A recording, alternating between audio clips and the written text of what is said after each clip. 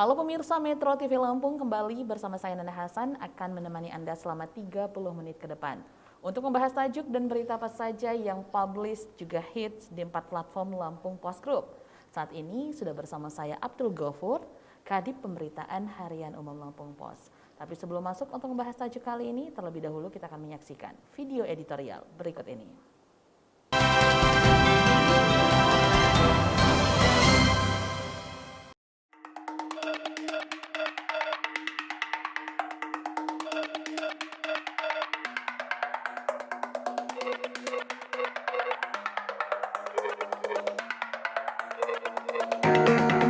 Hukum berat pemalsu surat.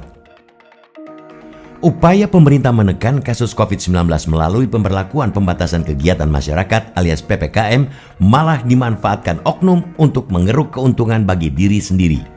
Tindakan tidak terpuji itu dilakukan dengan menjajakan surat rapid test antigen palsu. Celakanya, surat-surat palsu tersebut ternyata laris manis di masyarakat. Baru-baru ini terkuak ulah oknum tenaga kerja sukarela UPTD Puskesmas Pasir Sakti Lampung Timur berinisial MP yang diduga membuat dan menjual surat tes cepat antigen palsu. MP mengaku sudah membuat 15 surat antigen palsu. Pencetakan surat itu ia lakukan dengan memalsukan tanda tangan Kepala UPTD Puskesmas Pasir Sakti, Dr. Rizky Amalia, kemudian dicap dengan stempel Puskesmas.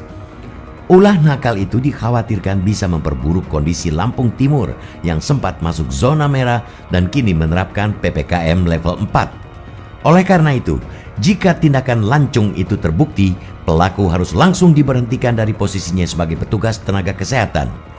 Bupati Lampung Timur, M. Dawam Raharjo, juga sudah menegaskan akan menjatuhkan sanksi tegas berupa pemberhentian jika oknum tenaga kerja sukarela itu terbukti bersalah. Sebelumnya, Polres Lampung Selatan juga menangkap 2 pelaku pemalsuan surat keterangan antigen.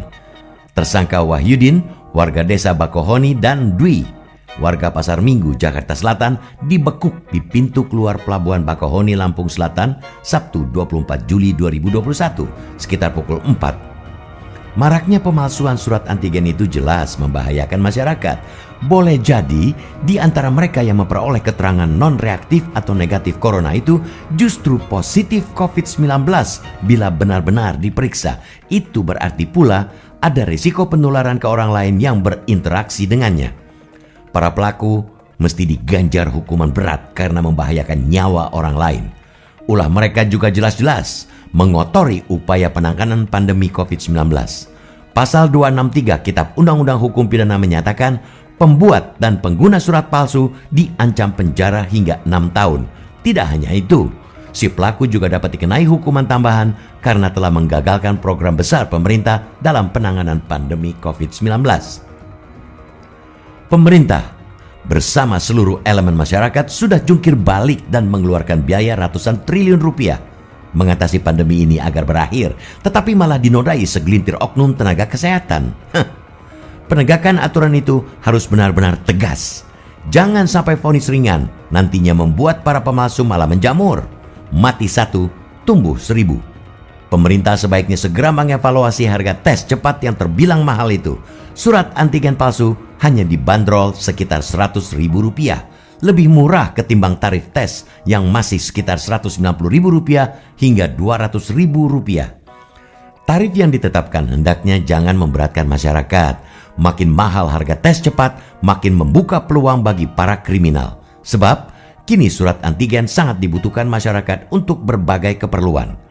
Kepala fasilitas kesehatan, mulai dari rumah sakit hingga puskesmas pun harus memonitor secara ketat dan memastikan jajarannya senantiasa memegang teguh sumpah.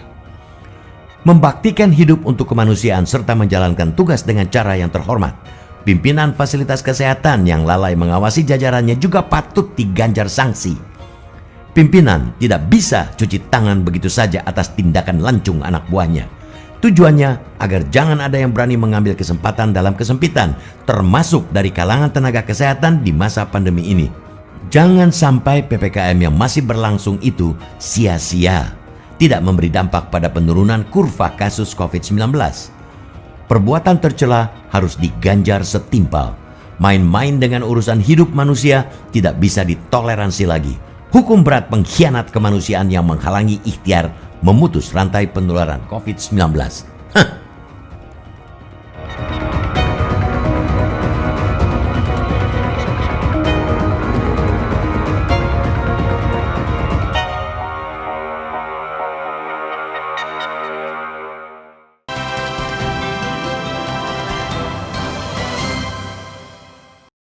Oke, Kak Ago, untuk tajuk Lampung Pos kali ini, apa yang diangkat?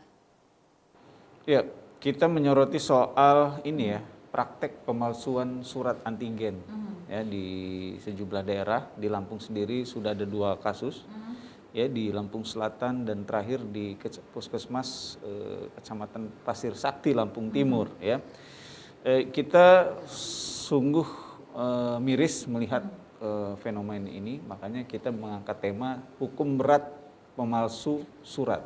Oke, nah sebelum kita masuk lebih dalam, terlebih dahulu kita pastinya bersyukur bahwa Lampung tinggal 1 daerah lagi yang berzona merah. Secara keseluruhan di Provinsi Lampung seperti apa COVID-19 saat ini, Kak Ago?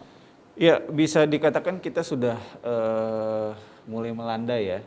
Itu bisa dilihat dari zonasi di Provinsi Lampung yang tadi sebelumnya hampir secara keseluruhan itu zona merah. 13 kabupaten kota di Lampung zona merah. Nah, sekarang tinggal tersisa 1 metro.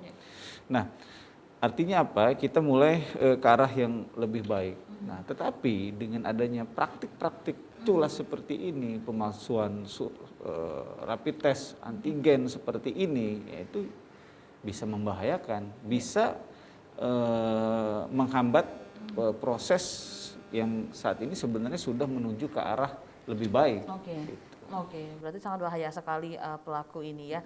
Nah, sekarang sudah ada tertangkap kemarin pelakunya itu di Bakauheni Lampung Selatan dan juga Lampung Timur.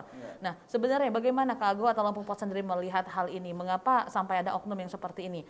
Dan masyarakat pun mau gitu membeli. Apakah karena tingginya dari biaya tes itu sendiri? Ya, ada beberapa faktor kenapa kejahatan seperti ini itu terjadi ya. Pertama adalah tentu saja masyarakat menilai ya, bahkan YLKI juga beberapa waktu lalu sempat mengkritik pemerintah tentang tingginya harga tes PCR dan antigen di Indonesia jika dibandingkan beberapa negara di daerah lain ya.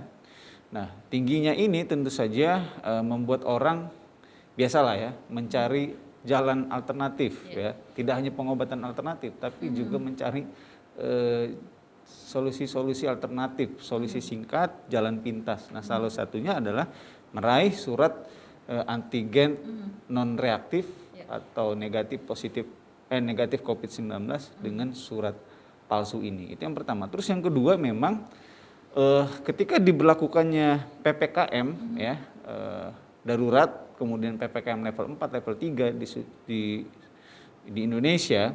Ya, surat antigen, surat sertifikat vaksin itu menjadi salah satu syarat orang untuk melakukan aktivitas perjalanan.